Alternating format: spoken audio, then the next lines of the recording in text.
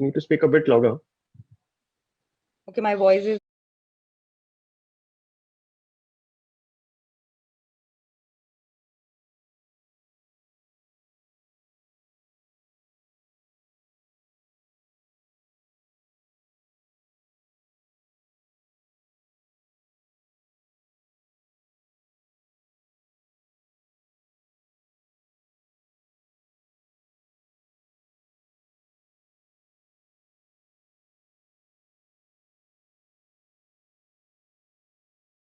You all, and thank you for joining us for this insightful session on this lovely day.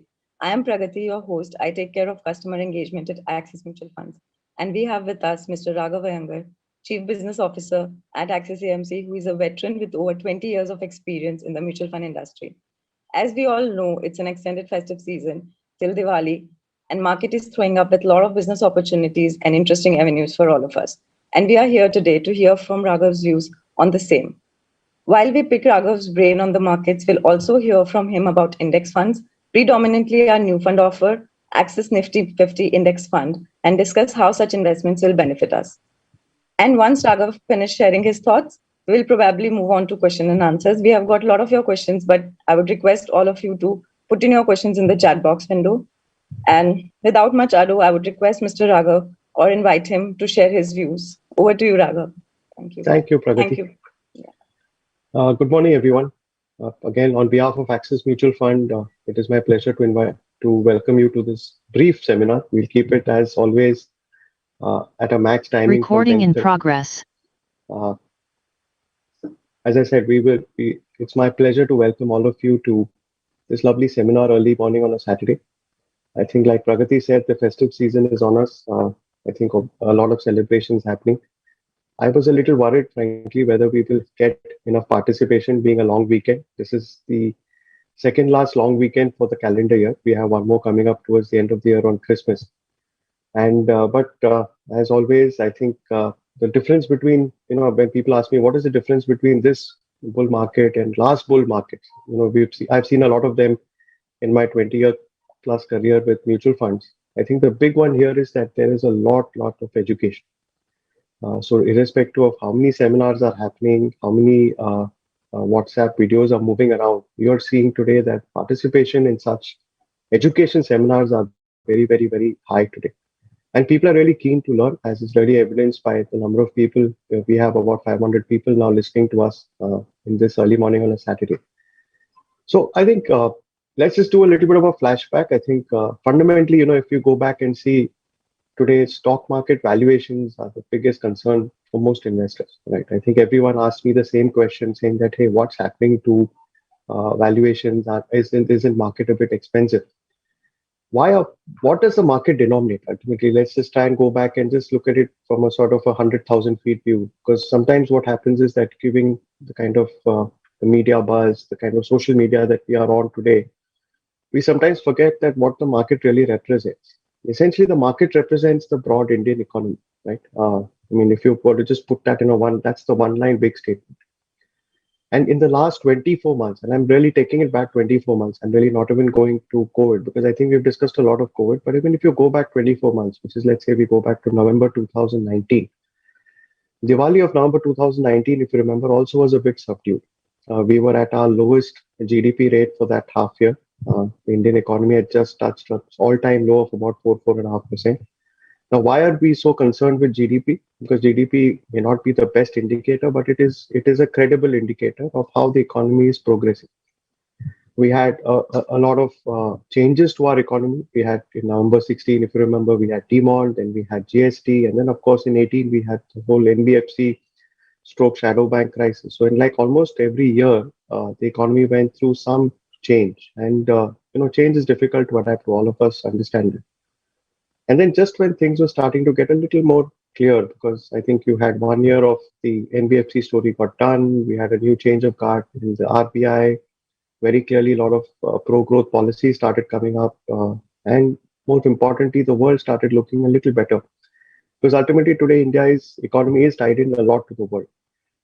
We require capital, we require a lot of the worldwide markets for their demand, and in that sense, that also plays a very important role in the valuation.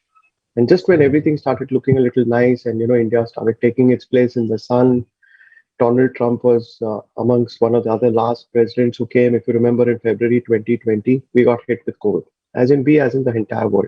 Right? And this is a health crisis which nobody imagined. So one fundamental theme which I think all of us as investors have to deal with today is uncertainty. Uncertainty gives volatility. Volatility sometimes leads to a lot of fear, because people are not used to seeing valuations or their prices go up and down so much. We are all used to, 2, 3, 4, 5, 6% growth. We can't deal with, 100 rupees becoming 80 rupees in a matter of 2, 3 months. It's something which our human brain it's difficult. We are not conditioned to it. If you go back, I mean, in time, and this, I'm a little bit of a history buff, the human brain was conditioned to it because there used to be a lot of volatility, not more, like not too long ago. I mean, if you go 500 years back into human history, a lot of things were uncertain.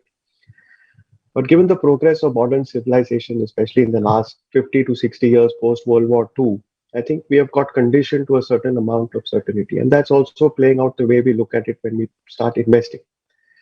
So first point is that yes, we are going to have a lot of these issues. I think it's staring at us in the face. I think as investors we have to accept it. Right? I think today, day before yesterday, I was heading to the airport for a flight, and it started raining, intense rain in Bombay. Right, something very very unpredictable. You don't normally get rain on in November. Definitely not in November, and not with the velocity that it came down at that. People all over the place, if, even in India, you're having a lot of natural calamities. You're having a lot, and all this leads to some amount of disruption. Disruption is equal to volatility. The good thing about it is that yes, it's not end of the world. Human beings are extremely adaptive. Our bodies get conditioned to temperature changes, humidity changes reasonably fast. And I think that's the thing that all of us have to get conditioned to, that even our investing has to be a little more adaptive, and we have to condition ourselves to frequent changes, right? So when we go back and see about 18, 20 months back, what happened? I think everybody said the market collapsed 30%. That's because that point of time we were unclear as to how to deal with the crisis. People didn't know how the COVID is getting transmitted, what is the death rate, there was no vaccine, no cure. And we are a very, very densely populated country. Whichever part of India you go to, of course, Bombay is amongst the most dense. But even if you go out to rural India and you compare it to, say, rural America, or you compare it to, say, rural China, or you compare it to, say, rural Russia, which are all countries with our size, the density is completely amazing. So at that point of time, I think the government just took a call and said, just let's stop everything here, let's just keep things down, and then we'll figure out how to deal with it. And that 2, 3 months, economic activity for all practical purposes just stopped. I mean, we were not allowed to go out of our houses, our normal groceries didn't come, we couldn't go to work. But again, as I said, human beings are extremely adaptive. I think on the adaptation scale, Indians are possibly right at the top of it, because we deal with so much of volatility on a day-to-day basis in our daily life compared to, say, somebody staying in a more advanced country, right? Our trains are late, our buses are late, traffic jams come, unfortunately. Electricity is not certain in many parts of the country, water supply is not there, healthcare is not clear. So, all these factors are pretty much a given when you go abroad. And I'm sure all of you are listening to me have somebody sitting there, and the one thing that comes about is predictability there. Whereas in India, it's not. But the good thing about that was because we are so adaptive compared to the rest of the world, we managed to move along. And this is what the next slide is going to talk about. Sid, can you go to the next slide, please? Next slide, please. So if you look at this is the one that it talks about adaptation, right? I think this is, if I were to plot the same graph, and I could do it, but it would make the graph very messy, and compare it to, let us say, a slightly more advanced economy, you would find reasonably large changes, because the way India has bounced back post COVID has been quite unique. And that's, again, I think that's a credit to all of us. It's possibly a credit to our upbringing. It also may be a credit to the fact that we are a developing economy, and our investors are also used to that. So this is, if you see, there are some large 4, 5 indicators that we take. These are all public data. This is not something made in-house. Uh, some of you who are data enthusiasts can actually plot this on your own. And this essentially tells you how things are getting back. So obviously, petrol consumption, airlines, vehicle registrations, traffic congestion index, which is a very big thing, because that just shows, because a lot of India today, especially economic India, sits in the cities, right? And then, of course, you have the Google Mobility, which is your Google Maps, which is telling you. So all these indicators broadly giving you the same giving you the same data that yes, we did. We were starting to get back. I think if you saw, we had that huge crash. Everything stopped, and then we sort of went back up, and then you see, unfortunately, we had wave two, and that is today people are a little worried about wave three. I don't know. I mean, I'm not an expert on medicine. All I can say is that I think we've been supremely fortunate and to have many companies here able to produce a vaccine, effective vaccine in large numbers to sort of inoculate large parts of our population. So today, when people look at the 100 crore vaccination mark, to my mind, that is the reason, one big reason. If I were to add the top three, apart from the fact that our valuations are good and everything else is fine, one thing which people are not talking about is the fact that we went from practically zero to 100 in a very, very efficient, transparent, in some sense, cost-effective way. And that is a big, big, big change, right? And more importantly, that vaccine seems to be working. Like many people who have got COVID after taking a couple of the shots, and I know a lot of them, and I'm sure you also do, with very, very rare exceptions, most of them have turned out to be reasonably benign infections in the sense that they just take a little bit of bed rest. Typically what happens to all of us when we get a bit of a fever.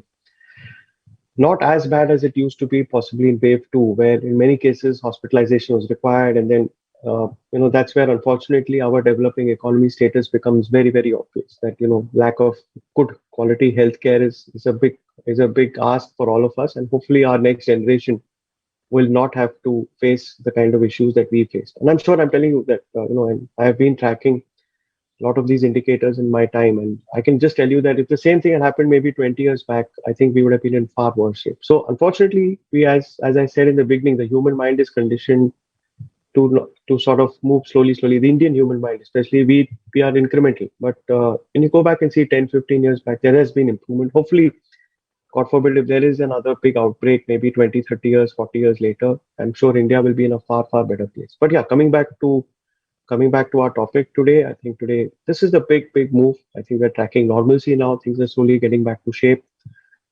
This is, of course, even pre-festive season data. So if you look at current data, actually, it's even much, much, much higher. But we don't have it in public domain, so we couldn't put it to you. So I can only talk about my experiences. Wherever I've been. Now that I've got my second vaccine, and yeah, fine. We're going out, traveling, meeting people.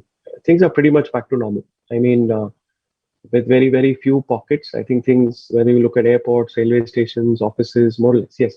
Offices are today not clear. People are like in this hybrid model. My guess is that I think hybrid will stay for some time, more from a productivity issue rather than a pandemic issue, if you ask me to. Because I think people are comfortable working from home. They're achieving much more sitting at home. They feel far more empowered sitting at home, especially my friends in the IT space and other places. But of course, another large part of Indian industry, people like us in financial services, where physical meetings are important. I think that part of life is just coming back to normal very, very fast. Right. Next slide, please. I think clearly, as you can see, the e-way bills, this is some more data for you just to show that how the economy is going up. Another big, big, big indicator for us is the two-wheeler vehicle registrations, again, coming back up in a big way.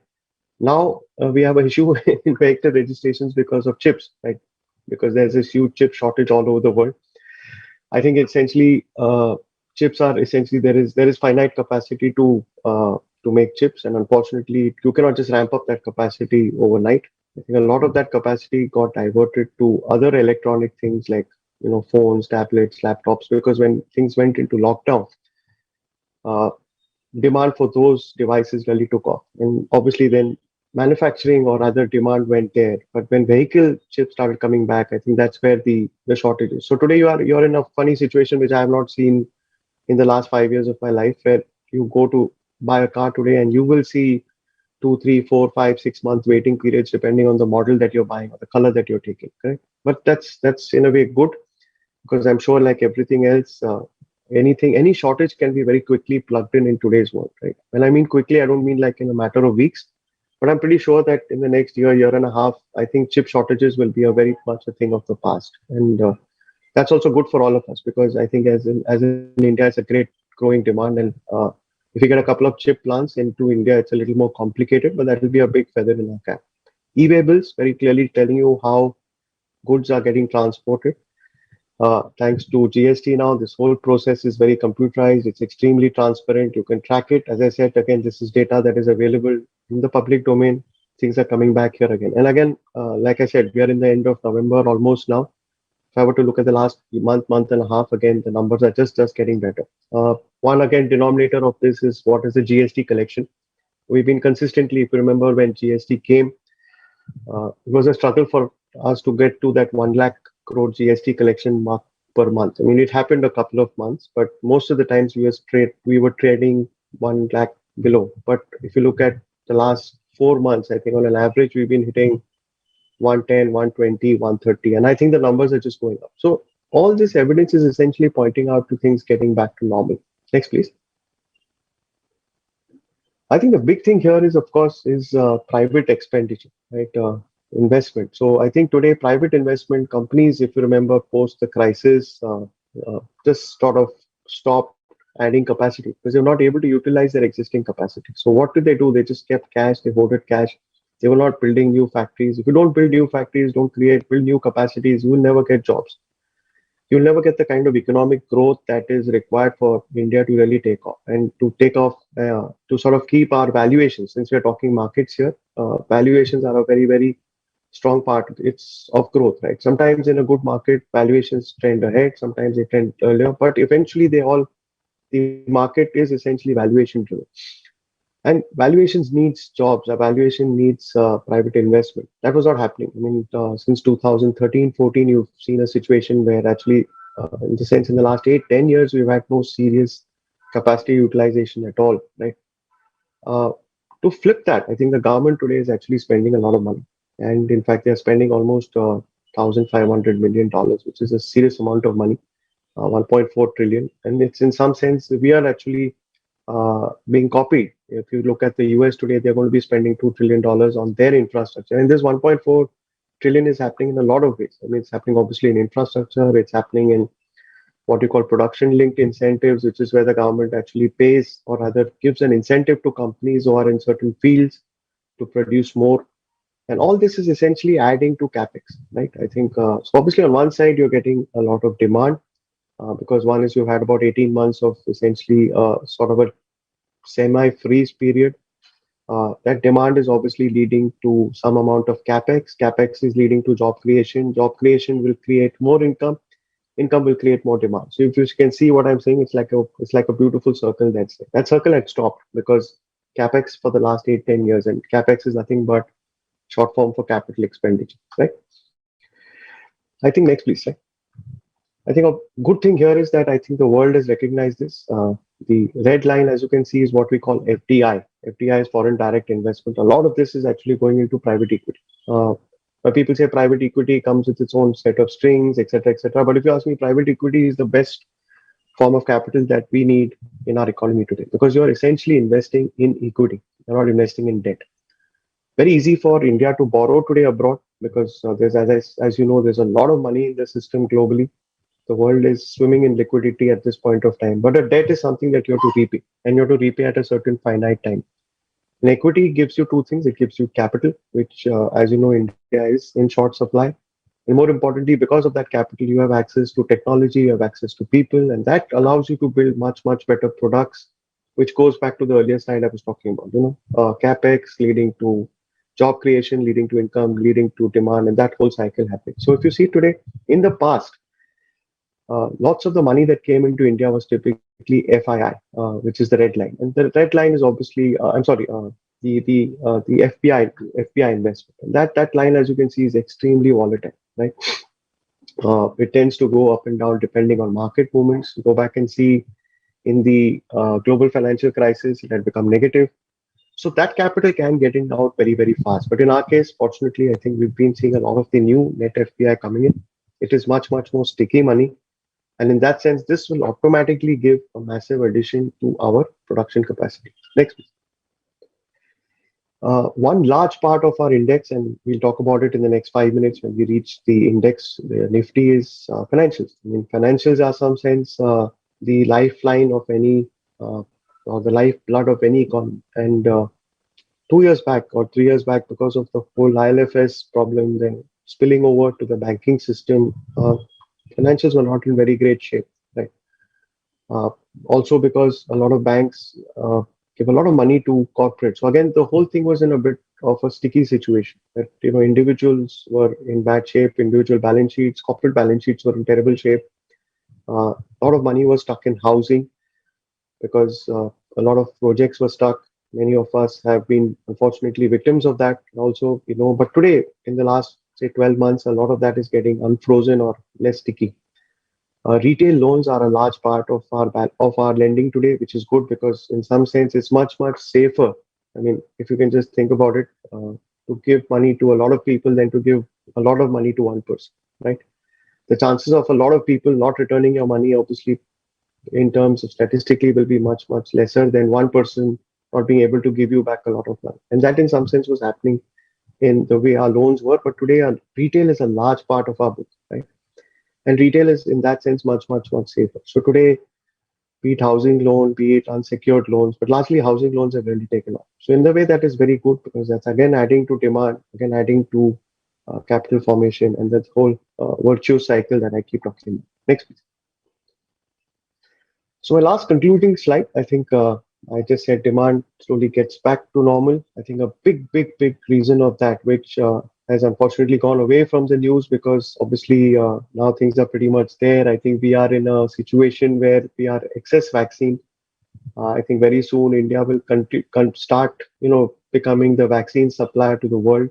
2021, we started, if you remember, Jan 21 by supplying to a lot of our neighbors, specifically Bangladesh, Sri Lanka, Maldives, places like that. And we had stopped it because obviously our requirement was much larger than we said. But today, given the number of people who have taken one shot and second shot vaccine coming up, and the fact that we have a child vaccine in the pipeline, and one more company coming in to be a supplier there, I think you will find that the economy has come back very fast, right? Globally, if you look at it, I think also because of the amount of liquidity, things are coming back. Yes, there are spots, and very clearly those spots are very clearly identified with places where COVID outbreak has started again. So parts of Europe are not doing that well because there, for whatever reason, the vaccine spread was not as much as what we did. There is a lot of supply side issues, and there were a lot of also people not wanting to take the vaccine. So wherever there is a very strong correlation between demand and COVID, right? So wherever you have a COVID situation coming up, again, things get locked down, demand goes down, economic activity goes down, obviously leading to a slightly lower market. Right? And that's what's happening there. But large economies are pretty much back in shape. I mean, the biggest one in US, for example, is just sort of roaring back. You can see the US data is very powerful. UK's come back quite fast. Japan is pretty much there. I think today they've announced a stimulus yesterday of another $500 billion to sort of get their economy back and going very quickly. China is pretty much up the curve. Yes, I think there are some supply side issues there, but I think that internal demand is coming back. India, of course, we've spoken about. So some of the sense I'm getting is that a lot of the global demand GDP is really there. So growth is going to continue to stay. I think it's just that you will see rotation of sectors. There will be some sectors which have done really well. They will obviously slow down because obviously stock market valuations are a little ahead of themselves. There'll be some sectors which have sort of stayed behind. Maybe auto, for example, if autos can get their chip issues sorted, I think automatically you will see a big surge in demand. Hence, obviously, a big surge in profitability. A lot of themes are coming into India. EV, specifically being one. Batteries coming in. A lot of the new age NFOs are coming back. A lot of these are going to be adding interesting. These are some of the interesting companies that we can look at today. That we buy to know that's part two. But the fact is that I think these were not available in the public domain 3 4 years back, and more are coming today. So, but the key thing is the fourth point, and I think I wish I'd put that in hold. I think the markets are going to be volatile. So you could get, like, in the last 1 week, markets have been down 2%. The week before that, market was up 1.5%. The week before that, again, market was flat. Now, this entire sort of up down is should not make you nervous. In fact, my opinion is that these are great occasions for you to sort of add down. If you're a disciplined person, obviously come in whenever you think markets are 1% down, add a little bit. If you're somebody who is not as disciplined, someone like me, I think an SIP or an STP is a great way to participate there too also, right? Many people have not put meaningful money into equities because of the fact that they were expecting a large correction. It's not happened. Our view is that you'll not get a really large correction. I mean, yes, this is in current data available. Tomorrow, as I said, something happens, you get a COVID part four, stuff like that. Anything can happen. You have to be on guard, right? So today the thing is, if you've not been meaningfully allocated, please get in, please allocate, don't wait. If in fact put a lump sum amount of money, leave it to markets. Mr. Market is very, very smart. It will give you a return if you have the patience, right? The India long-term story looks absolutely wonderful. We've had 7, 8 years of political stability. We've had a lot of interesting reforms coming up in the last 18 months. They're not getting discussed much because of the whole COVID situation. We have done a lot of interesting stuff on the banking side. We've done a lot of interesting stuff on the manufacturing side. And today, because of all the crisis happening within China, because China is now a country which is not very, very kindly looked upon by a lot of corporates.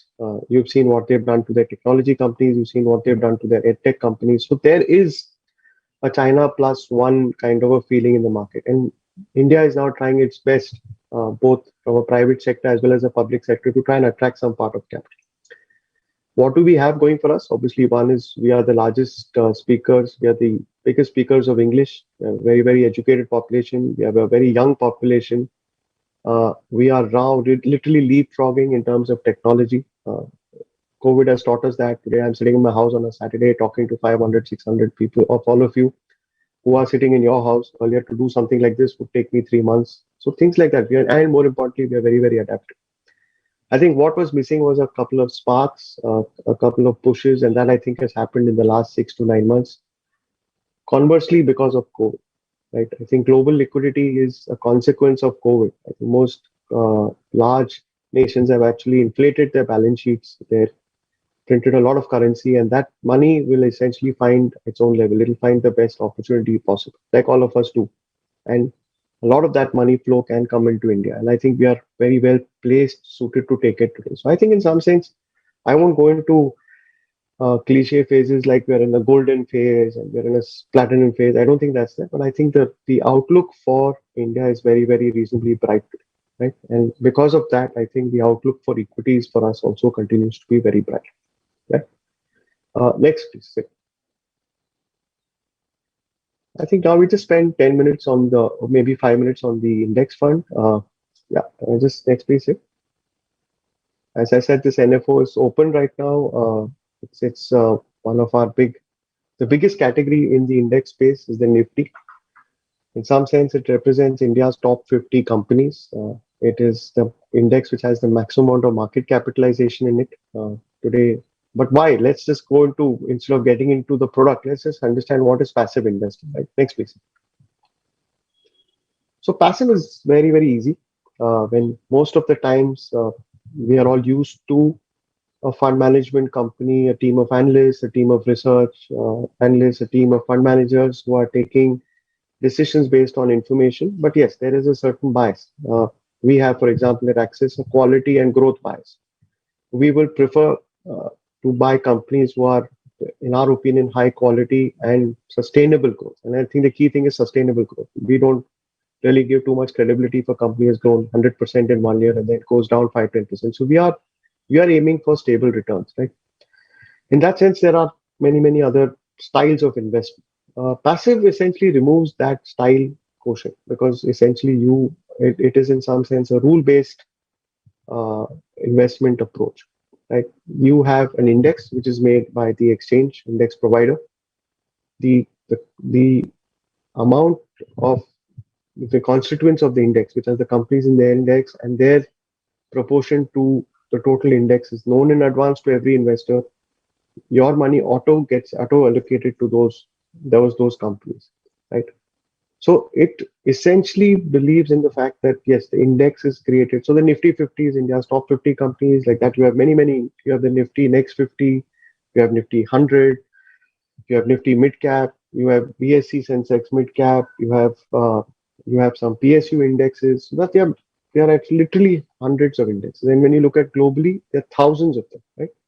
So how do you access these indexes? Either you do it through an ETF, which is real time. It's almost like you buying and selling a stock. An index fund is very similar to you buying normal mutual fund, let's say an Axis Blue Chip fund. Whatever is the value at 313, at the end of day price, that's the NAV that you'll get.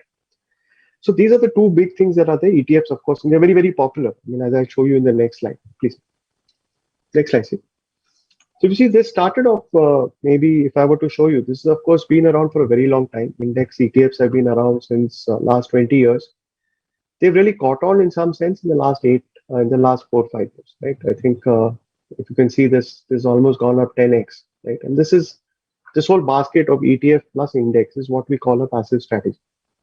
So the largest part of passive strategy has been in Nifty because it's the easiest thing to buy and sell.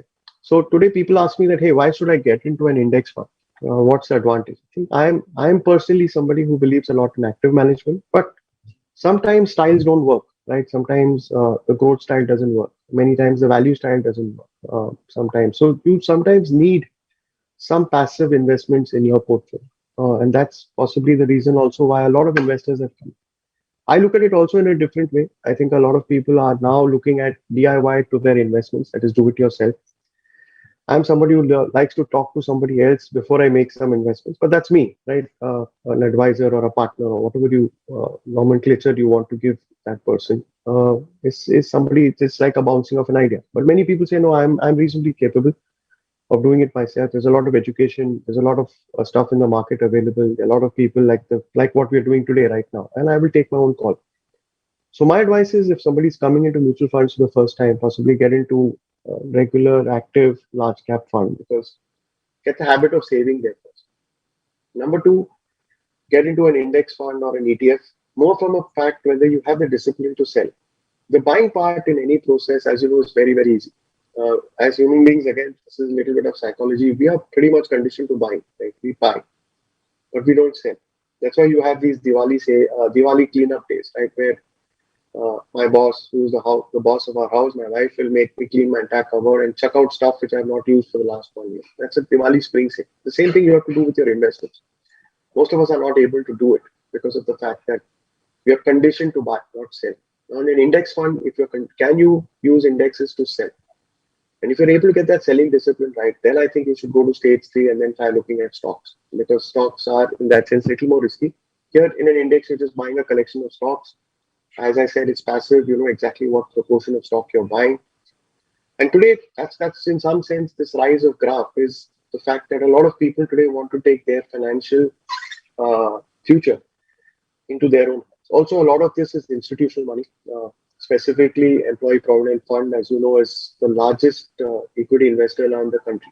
So whether we like it or not, people who work in a corporate, someone like me who puts all his EPF, his Employee Provident Fund money, whether I like equities, don't like equities, I don't think that stage is there anymore. Because today, out of my 100 rupees that comes in, which goes into EPF, about 15 rupees gets invested in equities. Only 85% is in debt, 15 is in equity. 5 years back, this was not the case. So yes, a lot of this is in some sense the institutional provident fund money, but a lot of it is also retail. Yeah. Next, please.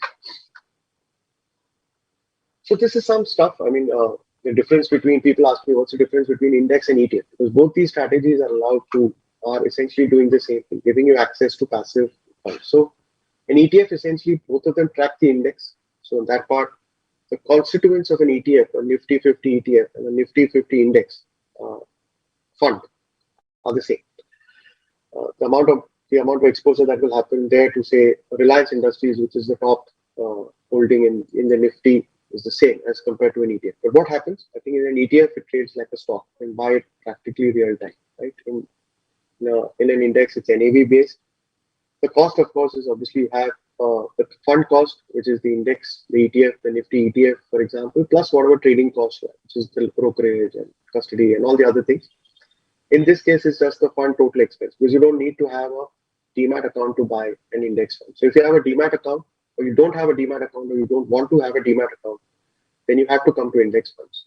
But if you are somebody who already deals in stocks and you have a demat account and you like to sort of get into things real time, then I think maybe the ETF is a good place to do it. So, like I said, you don't need a brokerage. I think in the mutual fund space, you have a lot of other features like SIP, SWP, systematic transfer plan. All that is not available in an ETF. So just think of an ETF as a collection of stocks. Right? Instead of you going out and buying an Axis Bank stock, for example, you can go out and buy the banking ETF, which is a mix of everything, including Axis Bank, and that you're available to get real time. Right? In an ETF, as I said, you get it end of the day. So broadly, the same thing. I think in terms of uh, the fundamental investment is the same.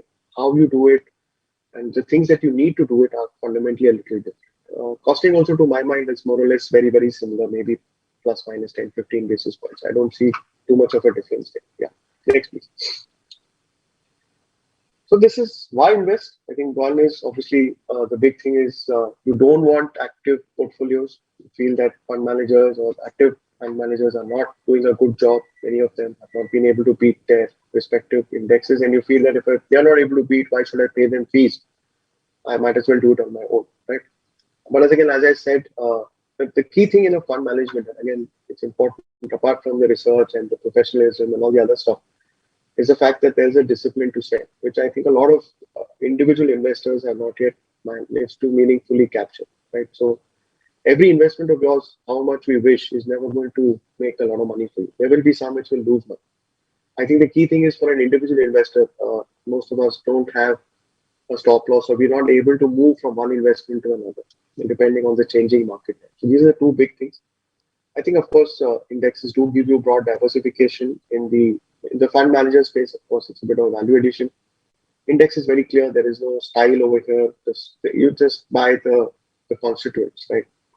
Whereas in the fund management, in an active space, you're not sure about the alpha.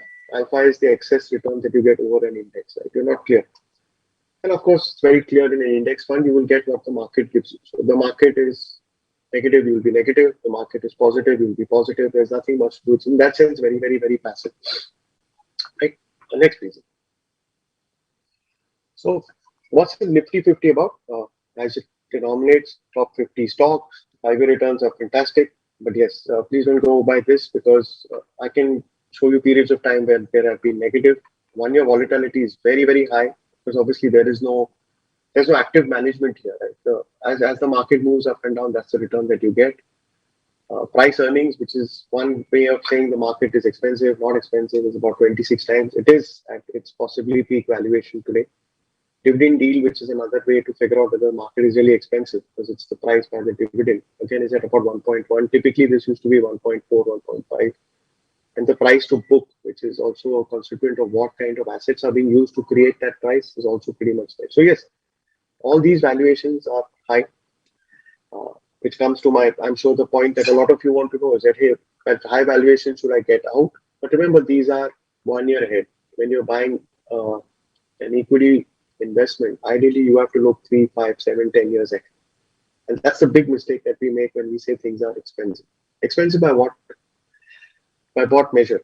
Yes, if you're measuring 22 possibly returns, yes, or 22 as they call earnings estimates, then these are estimates because they're not yet published. So everyone has a view on how a certain company will perform, a certain market will perform.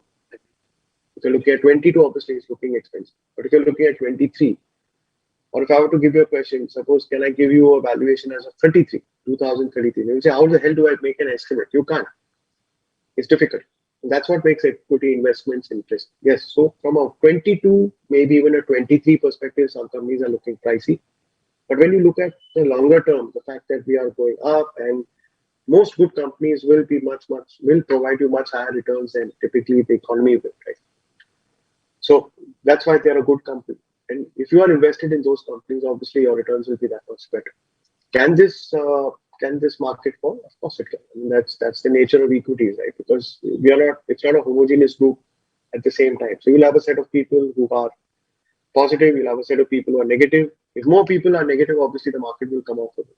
And they may be right in the short term. But my view is that for people who are listening to me, I think you should just think about just sort of be invested for as long as you can. Give equities time. I think that's where you get your money. And that's where if you see, sorry, the next slide, please.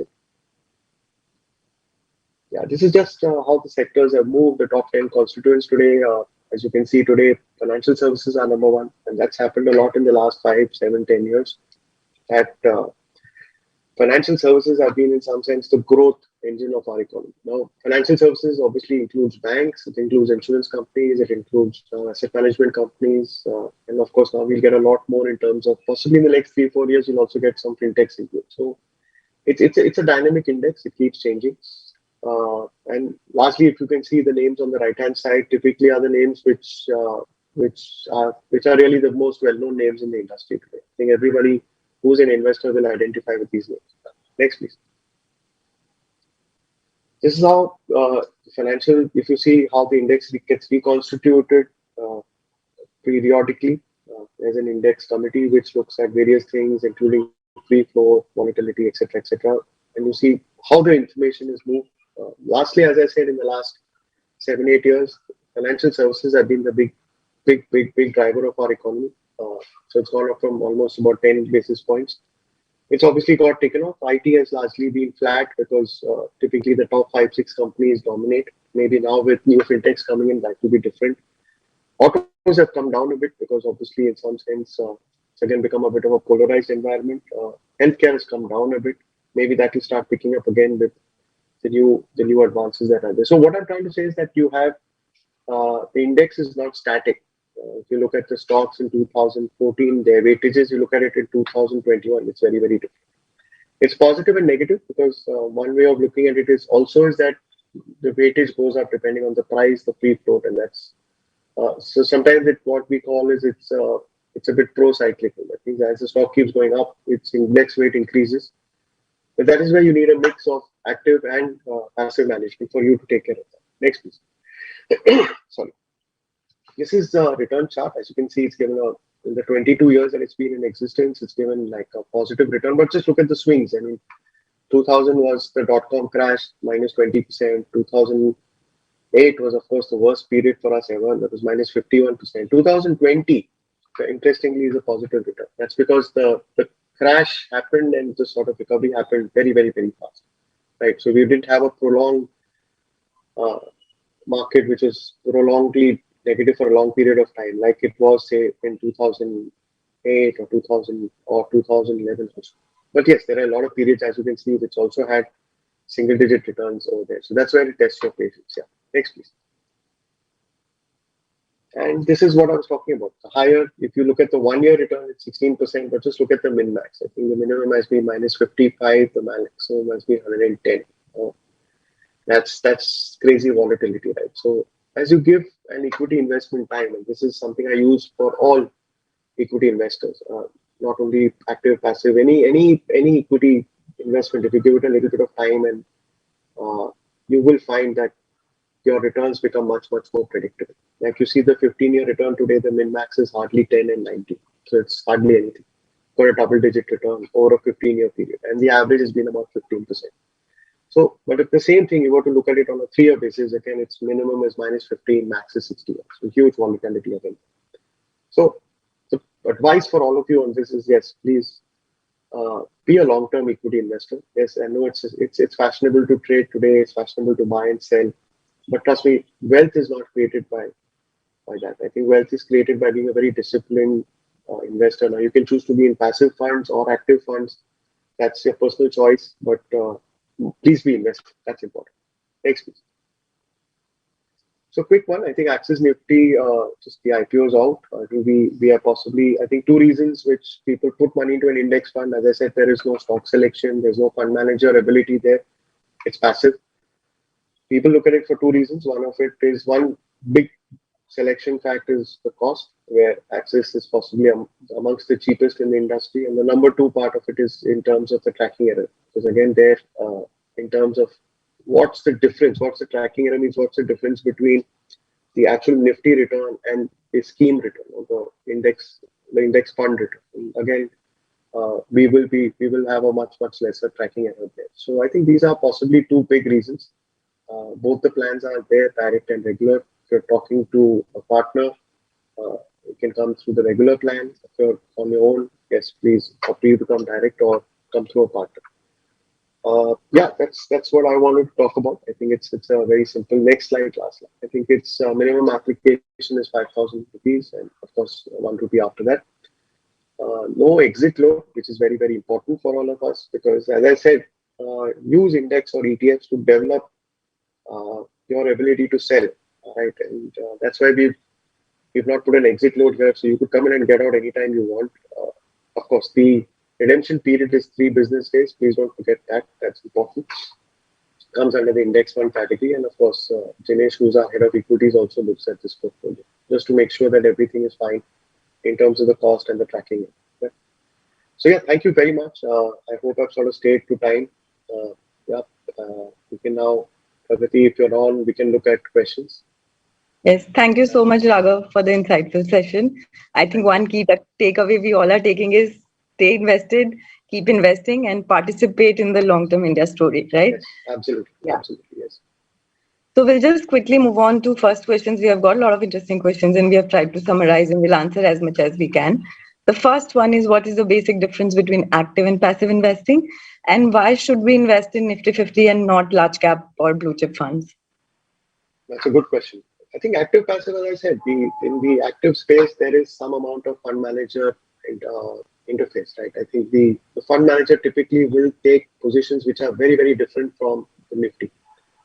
Let's say, for example, in Axis, for example, if we don't have a very positive view on financials, the index weighted financials is 38%. We could be buying maybe 30%.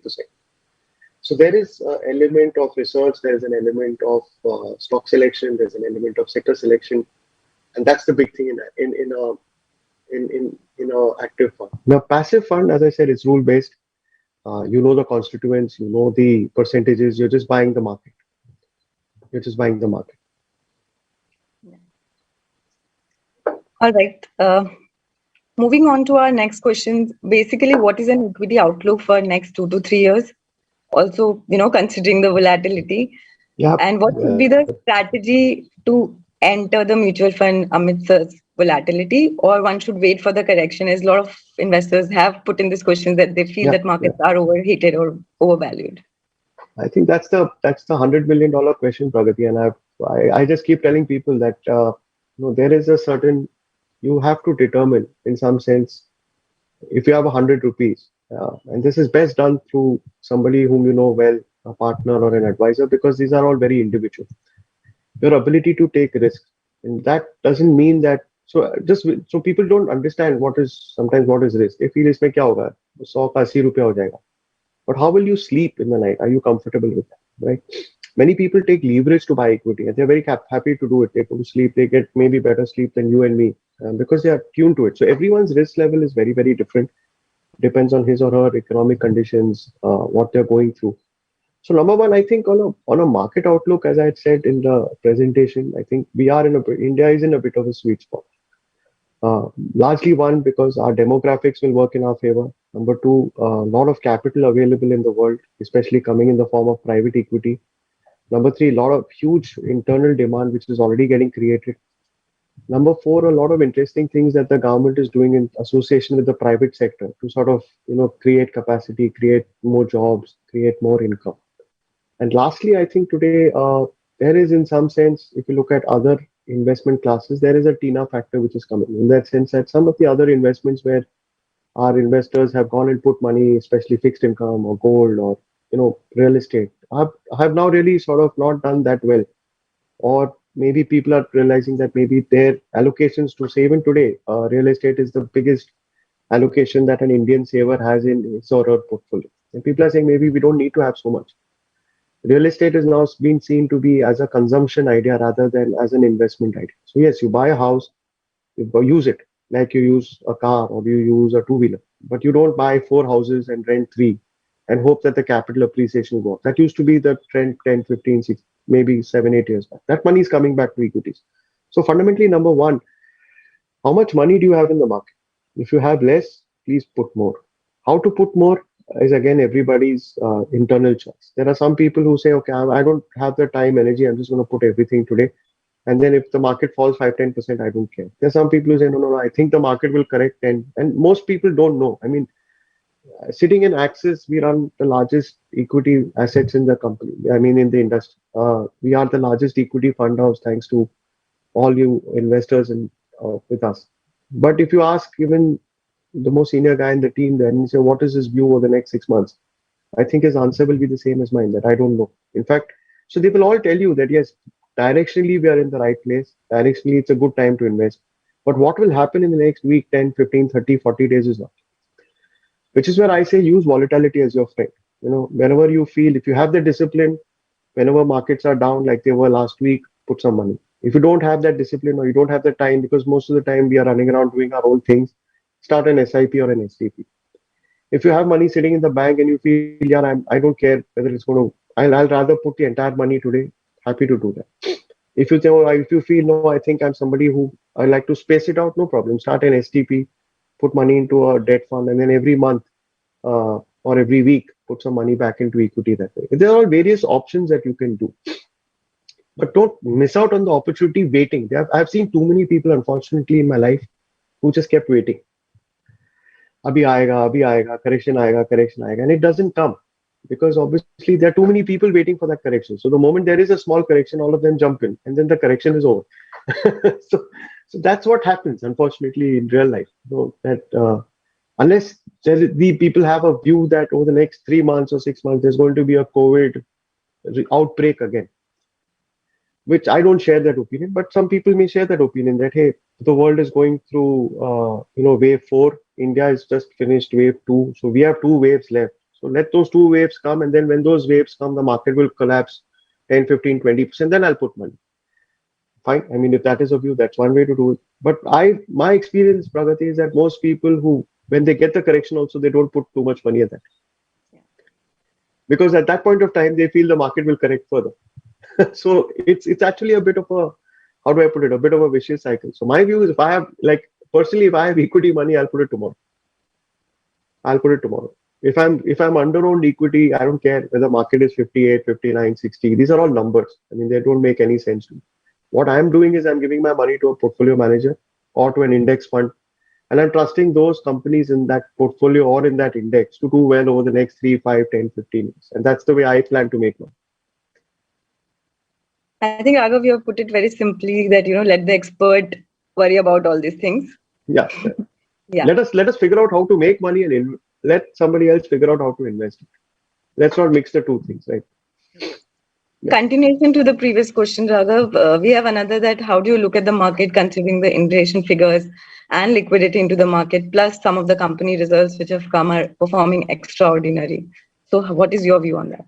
I think this extraordinary word has to be again defined because if you remember last year, April to September was possibly the worst period for Indian corporate results. I mean, April to June was the first quarter.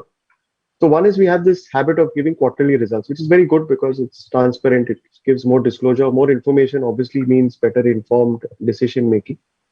But sometimes quarterly results also tend to put a lot of unnecessary pressure on management because you are essentially investing for 5, 10, 15 years. It may not happen in the next quarter. But let's just start with the question. Last year at this time, things were really bad. Things have opened up. If you remember my first slide, COVID-19 is out. Things are coming back to normal. So everybody's reported YOY returns of 50%, 60%, 80%. I like to see economy for a couple of normal years and then decide whether they're really doing well or really doing badly, right? But having said that, yeah, we've also, like last year, we had our worst results. This year, we are having our best results. Many companies have reported lifetime high profits, and I mean some really old companies. Companies like Hindalco, for example, who have been in business for more than 50 years, have this last quarter has been their best ever profitability ever in their history of 50 years. So that means they've had their best quarter in 200 quarters, if I were to put it like that, right? So yes, that's data. Now, one thing about equity is that yes, somewhere the market has recognized that, right? And that is one reason why a lot of the market is already up, which is the second part of your question is that, hey, there's some inflation coming in. Contrary to what people think, a little bit of inflation is actually very good for stock markets because it allows pricing power. Pricing power creates demand. And I said demand then means capacity creation. Capacity creation means jobs. Jobs mean more demand. So you need a little bit of inflation. In fact, if you have very low levels of inflation, companies will not create capacity. We will have a problem. In fact, it will be something similar to what Japan is going through right now. For one of their problems is lack of inflation. So as long as inflation is not crazy, and again there are YOY figures, right? Suddenly you're looking at 12%, 13%, because last year inflation was very low because nobody was consuming. We all were sitting at home, nothing was happening. There was no fuel consumption, whatever electricity, a lot of it businesses had effectively stopped. So again, I like to watch inflation for 2, 3 years. My view is that inflation will hang around in the 5% range, which is actually pretty good for a country like India. There's nothing wrong with that. So let's not get carried away by newspaper headlines and say inflation is at 12%, right? That's again YOY. So let's not worry about that. Yes, inflation, we do have one big problem, which is that we are net importers of oil. We're also the second largest consumer of oil in the net importing space. And if oil suddenly takes off from whatever $80 to $120, we'll have a problem. The good thing is that uh, anytime whenever oil goes to 70, $80, two things happen. One is that people start investing a lot of money into non-oil sources of transportation. So EVs, for example, the kind of money that the research that's going into batteries right now. So you may have a very different transportation industry, Pragati, in the next 10 years. It may not be it may not have it. It's already there in the two-wheeler space. In the sense that if you see the number of electric two-wheelers, they are quite a lot. They used to be very less. 1 year back, they used to be unique. Today, they are there all over, right? Same thing could happen in four-wheeler. Same thing could happen to transportation. I'm not saying it will happen in the next 6 months, but it will get there. One reason it will get there is because oil is at 70, $80. If oil is at $40, people will say, why should I invest money? I'm happy to petrol itna sasta mil raha hai, diesel itna sasta mil raha hai. Why the hell I should go and do that? Today, people are thinking of alternates because petrol is at 110 bucks and diesel is at 100 bucks and all that stuff. So inflation, as I said, no problem. I think long-term GDP growth, no problem. Yeah, corporate results. As I said, I think that's the fun in active fund management because our research analysts, in some sense, in most companies, are actually the heroes. They are the ones who actually do the detailing. They are the ones who give the predictions. They are the ones who talk to the management. They are the ones who talk to the suppliers. They are the ones who do market checks. And so far, all of that is reasonably positive, right? Now, can wave three come? I think, of course, it can come. It's happened internationally. But I think thanks to our vaccine, which has been quite efficient, even if it does come, it will not have a serious economic impact because it will not lead to lockdowns. It will not lead to some draconian stuff being measured. Yes, it will create individual problems for the person who's got it, right? So, but it will not create but it will not create an economy problem, which is what frankly the market is really worried about. Okay, thank you, Raghav. The next question which we have got is what is the taxation for index funds? What is the expense ratio for index funds, and what is the expected tracking error? Yeah, I think the taxation is similar to equity, Bhagati. There is no difference. Like a normal equity instrument. So anything less than 1 year is 15%. Anything more than 1 year is 10%. Our current expense ratio will be around 10 basis points for direct and around 40 for the regular plan. That's the estimate. We'll give you the exact number once the scheme opens up. The third question, of course, was in terms of the tracking error. One part of the tracking error is also the expense ratio. So we hope our tracking error will be amongst the lowest in the space. It's a nice category. I think it's a good category to build some passive investments. As I said, you can use this also from a trading perspective because we don't have an exit load.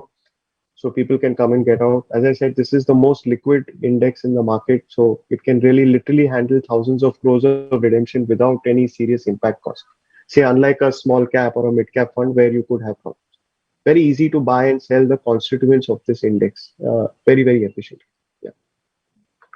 So the next question is, should index fund be a part of every portfolio, and how it will benefit the portfolio considering the USDs? I think, yeah, I agree. It should be a part of everybody's portfolio. One, because certain times styles don't work, right? Sometimes the growth style doesn't work. Sometimes the value style doesn't work. And many fund houses have a mix of these styles. So sometimes active do underperform. And we've seen that in recent past. So yes, you should have ideally if you're going to put about 50 rupees of your money, 50 out of 100 into equity, maybe you should have about 5-7 rupees in an index fund, right? Sorry, the second question was what, Pragati? I didn't get that.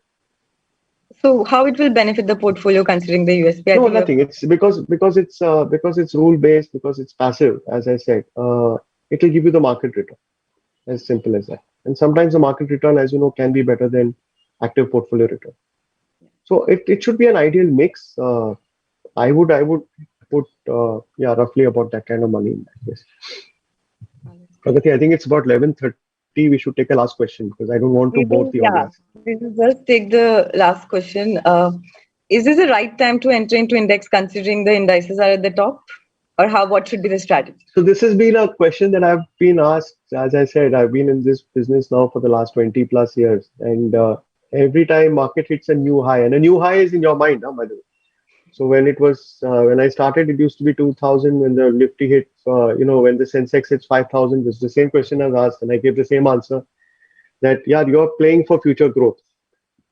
If you have a belief that India will do well, and the companies that constitute corporate India, especially the larger companies like the Nifty oriented companies, will do well, and you have time on your side, it's not something that you should, then please put money at any time. It doesn't make a difference whether you are at 60,000 or 5,000. These are just a set of numbers. Now, if you have a belief that, yeah, there are some active fund managers who do a better job than passive because they will do value addition for me in the way they select companies, in the way they select sectors, and they will be more importantly be able to take the emotion out of selling, then put some money into again active funds. Again, do it today. There's Please don't postpone the decision. That's my only request. Don't postpone anything, right? Again, it is something that you have to sit with your partner or your advisor and try and figure out how much of money out of your total savings are in equity. If there are a lot, people, maybe then you put to take some profit, provided you can do something. I mean, if you're going to take some profit and then go and buy uh, uh, say a piece of land, unregulated land in some far off village, you're just going from one risky asset class to a more risky asset class. But yeah, if you're going to take that out and then go and take your partner out, your spouse out for a holiday, yeah, that makes sense. Money is meant to be enjoyed. Please do that. Right? If you're going to take that money out and reduce a loan, which will give you better peace of mind, please do that. But don't take it out and then put it in a bank FD and say, no, I'm going to wait for 3 months, or put it in a bank account and say, no, no, I'm pretty clear.